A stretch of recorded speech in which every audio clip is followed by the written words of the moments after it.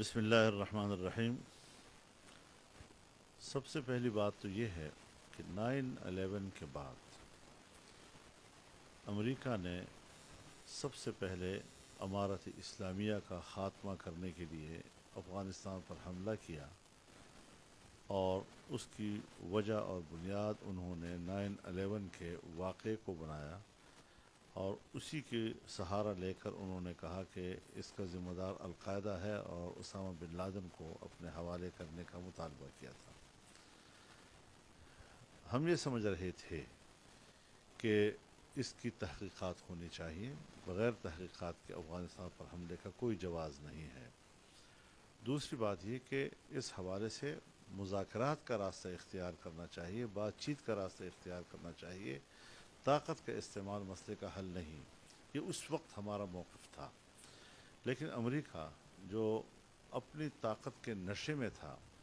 اور اس نے اندھا دھند ایک حملہ کیا افغانستان کے اوپر اور طالبان حکومت کا خاتمہ کیا۔ آپ کو یاد ہوگا اسی گھر میں مجھے نظر بند کیا گیا،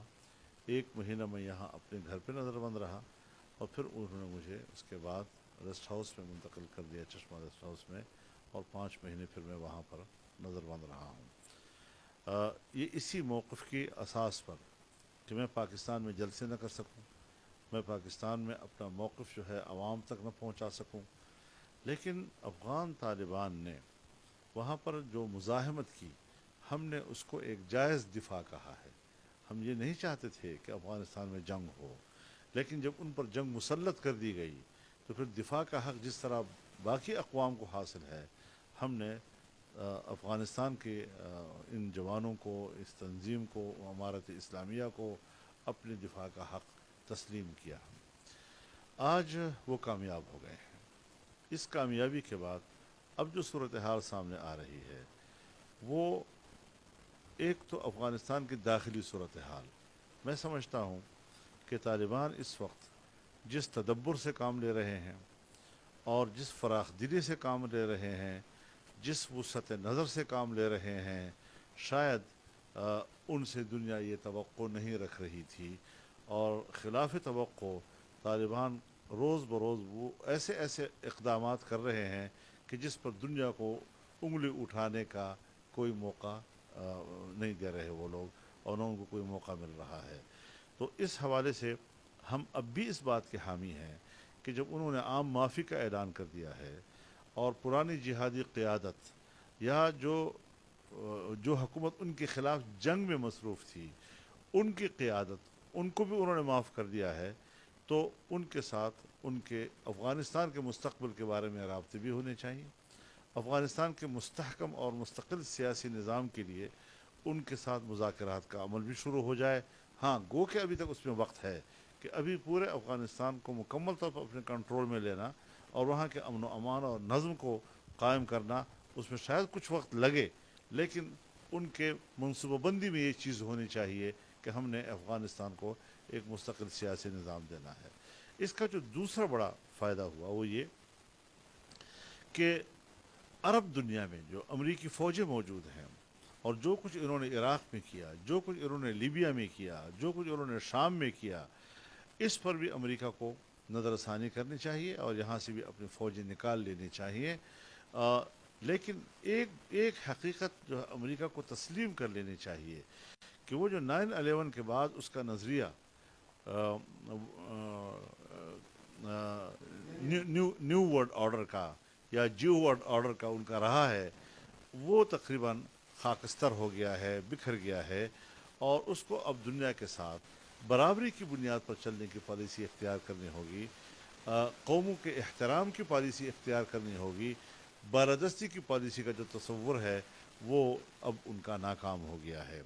اور ظاہر ہے کہ ہم پاکستان میں ان کے پڑوسی ہیں۔ پڑوسی ہونے کے ناطے اس قسم کے فتوحات کے اثرات ان کے ہم آہنگ لوگوں کو بوسٹ کرتی ہیں، اس کو ایک حوصلہ ملتا ہے۔ تو پاکستان میں بھی اس کی یقیناً ایک مذہبی طبقے کا، نوجوان کا مورال بلند ہوا ہے، لیکن جمعیت علماء اسلام وہ پاکستان کے آئین و قانون کے دائرے میں رہ کر ہی پاکستان کی داخلی سیاست کو سامنے رکھتے ہوئے اپنی جدوجہد کو آگے بڑھائے گی۔ بین الاقوامی دنیا کے حوالے سے، ملک سے باہر کے حوالے سے ہم رائے ضرور رکھتے ہیں، لیکن اس ملک کے اندر کیا اسٹریٹجی اختیار کی جاتی ہے، وہ کس حکمت عملی کے تحت مقاصد حاصل کرتے ہیں، یہ ان کا مسئلہ ہے۔ ہم فلسطین کے کاز کی حمایت کرتے ہیں، لیکن فلسطینیوں کو حکمت عملی خود بنانے کا اختیار حاصل ہے۔ ہم امارت اسلامیہ کی موقف کی حمایت کرتے ہیں، لیکن امارت اسلامیہ کو افغانستان کے اندر اپنی حکمت عملی بنانے کا خود حق حاصل ہے۔ جمعیت علماء ہند ہندوستان میں ہے،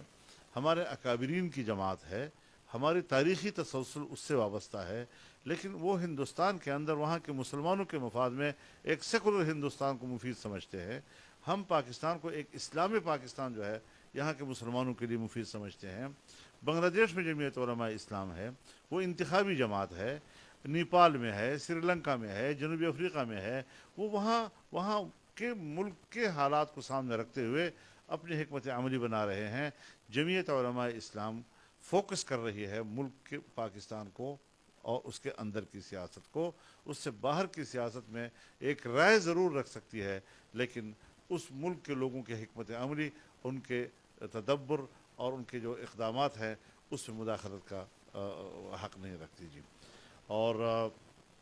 ان کو کامیابی ہوئی ہے، میرے خیال میں ہم ان کو مبارکباد پیش کرتے ہیں، امارت اسلامیہ کی بحالی پر ان کو مبارکباد پیش کرتے ہیں، اور توقع رکھتے ہیں کہ افغانستان کے ایک مستحکم اور مضبوط مستقبل جو ہے وہ پاکستان کے مفاد میں ہے۔ ہم اس کو پاکستان کے مفاد میں سمجھتے ہیں، اور پاکستان بھی ان کے ساتھ انتہائی اچھے مراسم قائم کر کے آگے بڑھنا چاہیے ہم لوگوں کو، کیونکہ ہمارا قبلہ ایک ہے، ہمارا دین ایک ہے، ہمارے مفادات مشترک ہیں، اور ایشیا کے مفادات اس وقت، پہلے کسی زمانے میں اس کا دروازہ افغانستان تھا، آج پاکستان بھی وہی جغرافیائی اہمیت رکھتا ہے، لہذا دونوں ملکوں کی اس خطے میں جو جغرافیائی اہمیت ہے اس میں دونوں کے درمیان ہم آہنگی کی بھی ضرورت ہے۔